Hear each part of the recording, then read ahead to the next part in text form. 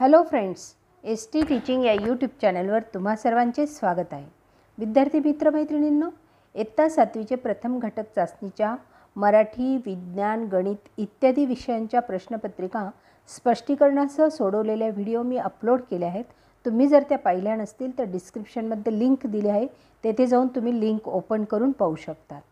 चला तर मग मुलांनो, आज आपण इयत्ता 7वीची इतिहास नागरिकशास्त्राची प्रश्नपत्रिका सोडवूया. प्रश्न पहिला रिकाम्या जागा भरा. 4 गुणांसाठी आहे.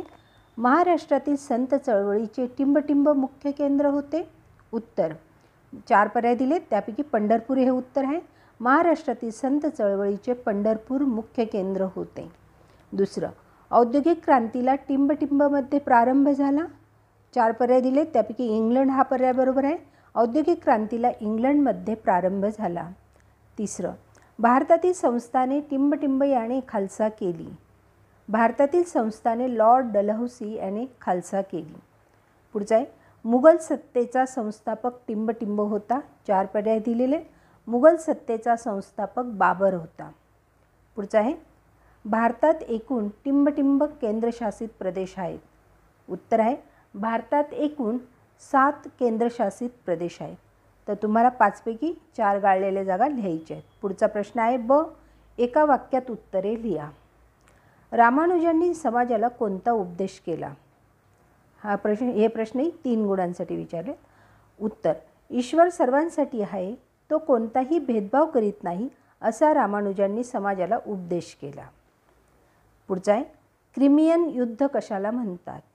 उत्तर, इंग्लंड आणि रशिया या देशात झालेल्या युद्धाला क्रिमियन युद्ध म्हणतात. पुढचा प्रश्न आहे, स्वामी विवेकानंदांनी भारतीय तरुणांना कोणता संदेश दिला?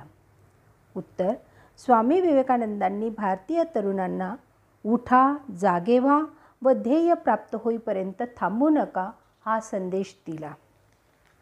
पुढचा आहे याच्यातलं, होम रूल म्हणजे काय? आपल्या देशाचा कारभार आपणच करणे म्हणजे स्वशासन किंवा होम रूल होय.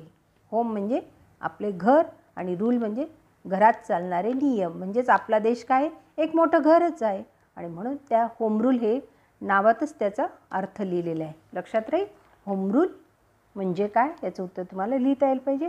4 पैकी तुम्हाला 3 लिहायचे आहेत 3 गुणांसाठी.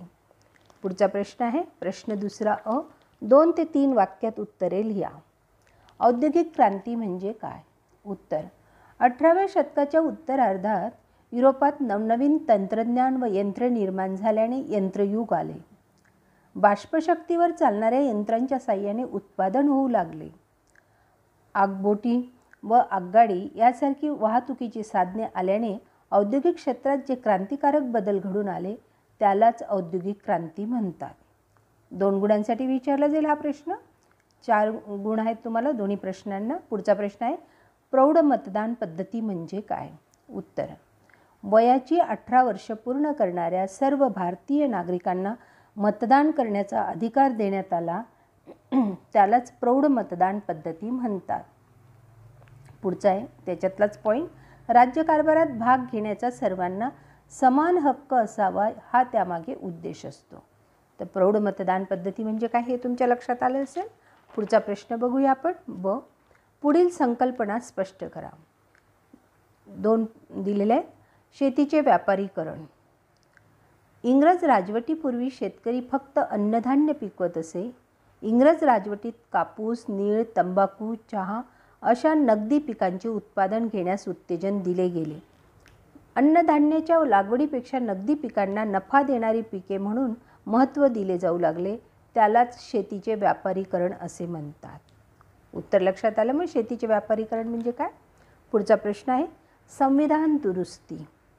संविधानातील तरतुदीत कालानुरूप काही बदल करावे लागतात. संविधानात बदल करण्याचा अधिकार फक्त संसदेलाच असतो. संविधानात बदल करण्याचा प्रस्ताव संसदेत मांडणे महत्त्वाचे असते. या प्रस्तावानंतर त्यावर चर्चा, विचारविनिमय होऊन विशिष्ट पद्धतीनेच संविधानात बदल केले जातात. पुढचा आहे, संकल्पना चित्रे पूर्ण करा. 2 गुणांसाठी. महात्मा फुले यांनी लिहिलेली पुस्तके. महात्मा फुलेंची 4 पुस्तकं तुम्हाला लिहायची आहेत. शेतकऱ्याचा आसूड, गुलामगिरी, ब्राह्मणांचे कसब आणि सार्वजनिक सत्यधर्म. पुढचं आहे संकल्पनाचित्र संसदेचे घटक, राष्ट्रपती, लोकसभा आणि राज्यसभा. तर अशा पद्धतीने तुम्हाला मी 15 गुणांचा पेपर दिला आहे. पेपर हा 12 गुणांचाच येत असतो आणि 8 गुणांसाठी भूगोलाचा पेपर असतो. तर आज आपण इतिहास नागरिकशास्त्राचा पेपर सोडवला आहे. तर मुलांनो, तुम्हाला काही शंका असल्यास कमेंट्स करा, व्हिडिओला लाईक अँड शेअर करा, सबस्क्राईब केले नसेल तर सबस्क्राईब करा. धन्यवाद. पुन्हा भेटूया एका नवीन व्हिडिओसह. तुम्हाला परीक्षेसाठी बेस्ट ऑफ लक.